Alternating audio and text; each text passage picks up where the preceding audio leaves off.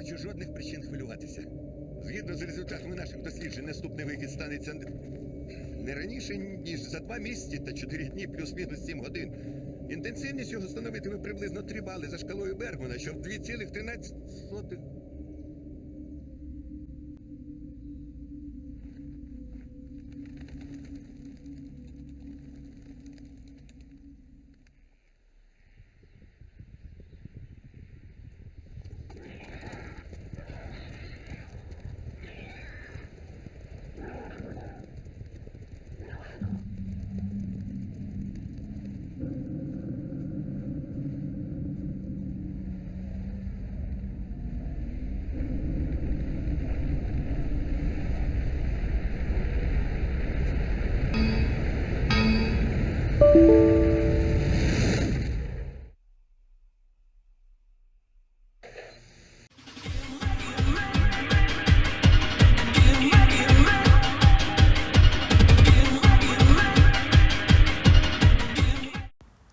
Спойлер, спойлер, спойлер. Так, цю групу самий страшний монстр зони не зустрів, а саме Зелений Жук на Xbox Series S та Xbox Series X та взагалі на інших консолях не зустрічається.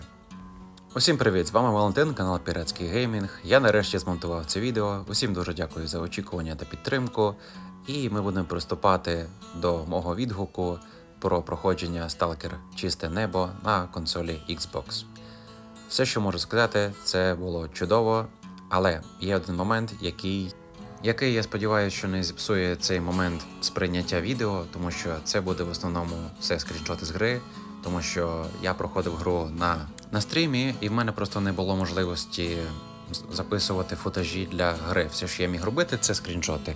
На жаль, на консолях такої можливості немає, одночасного записування відео і транслювання і на якісь інші ресурси. Але все ж я радий, що я пройшов гру на стрімі, так само міг спілкуватися з підписниками. І щоб у вас теж була така можливість, якщо вам цікаво, я вас, звісно, запрошую на свій Twitch.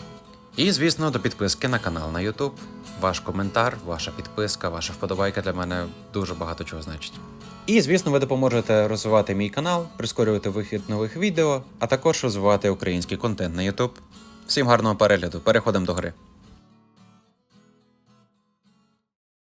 Моє знайомство з грою починалося у 2008 році. Все в ті часи, коли ще я ходив до школи і все далі підглядав за старшим братом, замість того, щоб робити домашню роботу, переглядав його проходження гри.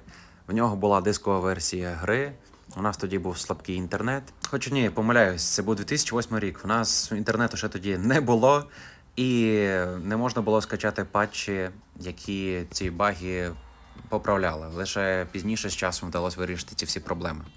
І, звісно, на релізі в грі зустрічалися різні моменти. Різні моменти зв'язані з багами, зв'язані з вильотами гри. Але мій брат невпинно намагався пройти гру до кінця. І після «Тіней Чорнобиля» було великим здивуванням, що в грі все ж тільки одна кінцівка, але до якої можна дійти все ж так само різними шляхами, різними угрупованнями. Це було класно, він її перегравав не один раз. І вже коли я подорослішав, коли в мене з'явилось більше часу, звісно, я теж прийшов до цієї гри.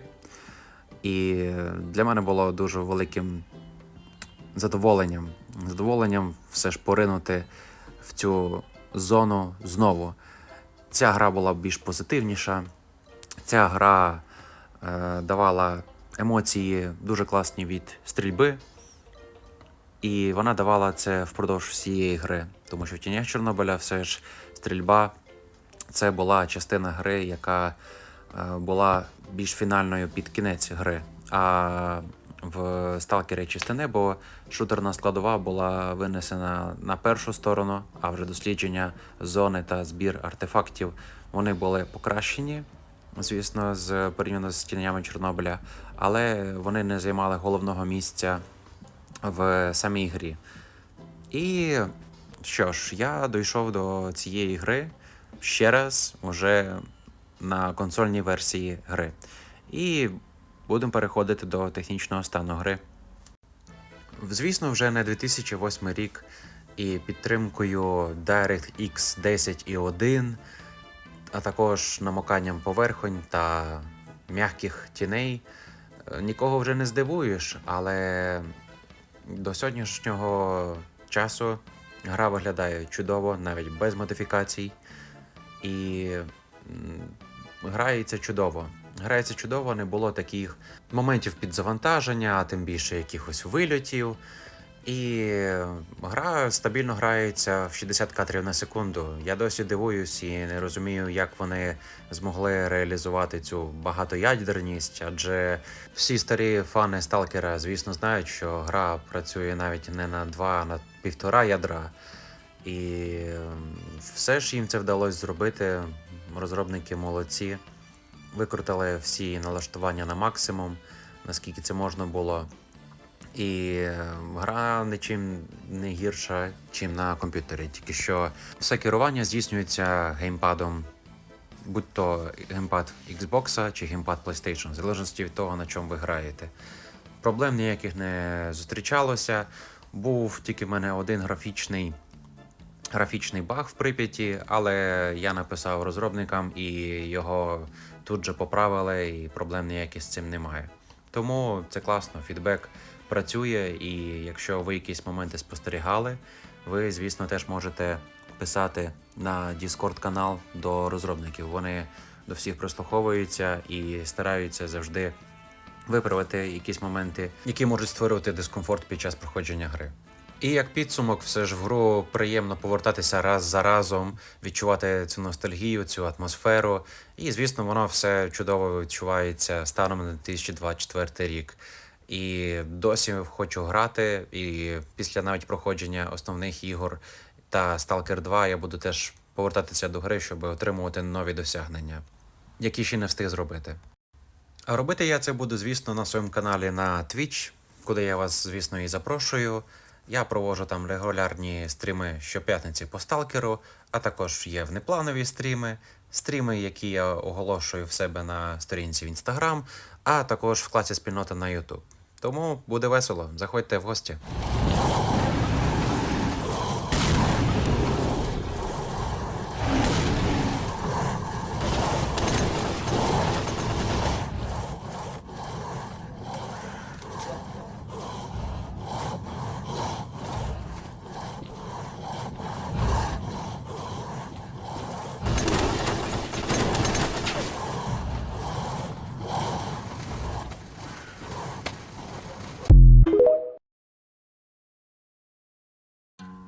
В віці 10 років я вперше побачив Сталкер Чисте небо.